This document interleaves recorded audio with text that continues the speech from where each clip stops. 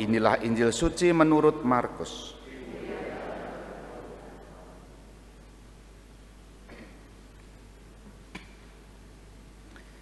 Sekali peristiwa, menyingkirlah Yesus ke Danau Galilea bersama para murid, dan banyak orang dari Galilea mengikuti dia, juga dari Yudea, dari Yerusalem, Idumea, seberang sungai Yordan dan daerah Tirus dan Sidon.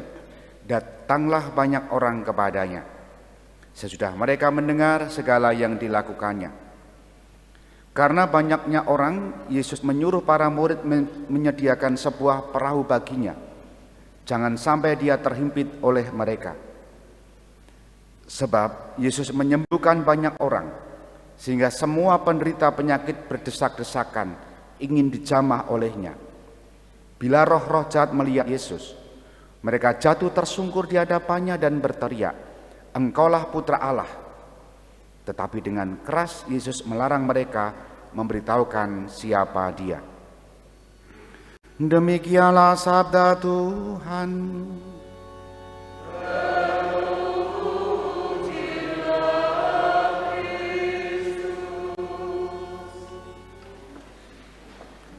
Saudari-saudara yang dikasihi Tuhan, melalui Injil tadi kita semua mendapatkan pewartaan bahwa karya Yesus, pewartaan Yesus tampak diterima. Buktinya adalah banyak orang berbondong-bondong mengikuti Yesus.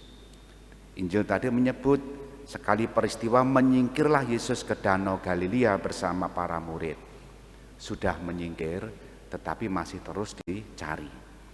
Nah, itu menunjukkan bahwa sosok Yesus ini punya daya tarik. Nah, pertanyaannya adalah daya tarik apa yang membuat orang-orang itu lalu mencari dan mengikuti Yesus?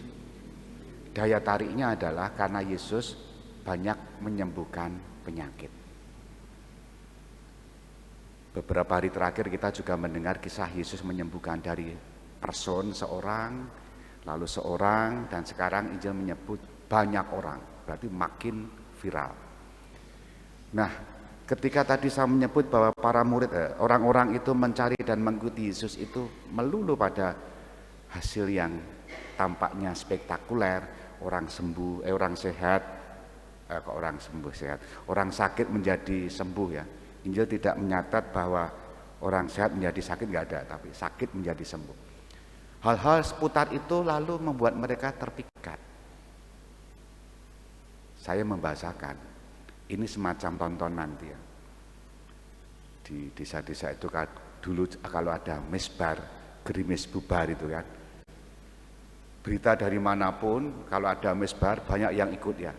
Karena di sekitar misbar itu biasanya ada klothok gitu kan, ada penjual kacang goreng dan sebagainya. Banyak orang berkerumun. Tapi kalau itu ya sudah selesai. Hanya momen, hanya peristiwa, hanya aktivitas yang menjadi tontonan. Nah, oleh karena itu saya tadi mencoba mengangkat permenungan ini. Orang-orang itu memang tertarik pada peristiwanya, bahwa orang bisa sembuh, tetapi tidak sampai pada membawa imannya kepada Yesus sendiri, membawa kepercayaannya kepada Yesus sendiri. Nah, Yesus tadi diwartakan oleh bacaan pertama surat Ibrani tadi, dialah pengantara kita, membawa persembahan sekali seumur hidup, dan juga itu menjadi pendoa kita, penyelamat kita. Kembali pada poin ini, bahwa mereka tertarik pada momen, peristiwa, aktivitas. Maka ini menjadi permenungan kita.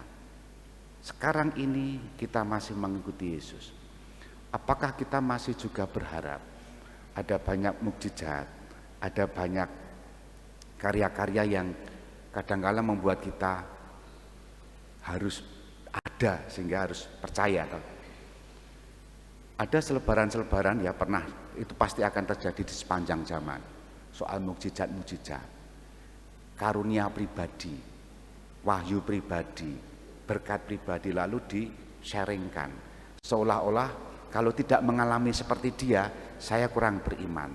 Kurang lebih kan seperti itu gambarannya. Maka Bapak Ibu, saudari-saudara yang dikasihi Tuhan, hari ini kita semua diajak. Apakah kita itu seperti orang-orang yang mencari Yesus pada waktu itu hanya pengen eventnya, penyembuhannya, tapi kita belum sampai pada Yesusnya, iman kita kepada Yesus. Dalam situasi apapun, mbuh ana mukjizat, mbuh ora, mbuh ana penyembuhan, mbuh ora, entah ada kesembuhan atau tidak, tetap mengimani Yesus. Ini yang berat kan? Kadang orang berpaling, orang pindah, orang lelah karena yang diharapkan tak kunjung terwujud. Nah, kita ditantang. Apakah kita tangguh? Apakah kita elailu? Elailu itu bahasa Indonesianya apa ya? Ikut sana, ikut sini, aktif sana sini, tapi kita sendiri tidak mengalami pengalaman batin ya, pengalaman iman itu. Barangkali kita juga mengikuti Yesus dengan berbagai macam aktivitas pelayanan kita, baik di lingkungan maupun di paroki. Tetapi sepertinya itu bisa jadi kosong, karena kita melulu bisa jadi ya hanya tataran lahir. Bukan Yesus yang kita cari, tetapi bisa jadi ego kita yang kita cari. Nek ora dibutuhke, ora dimanggake, ora didahulukan lalu mutung gitu kan. Kita diingatkan, jangan-jangan kita elailu, ikut ke sana kemari, hanya aktivisme, aktivitas belaka, tapi bukan Yesus yang kita cari. Kita hening sejenak.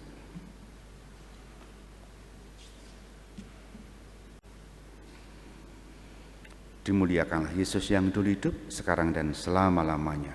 Amin.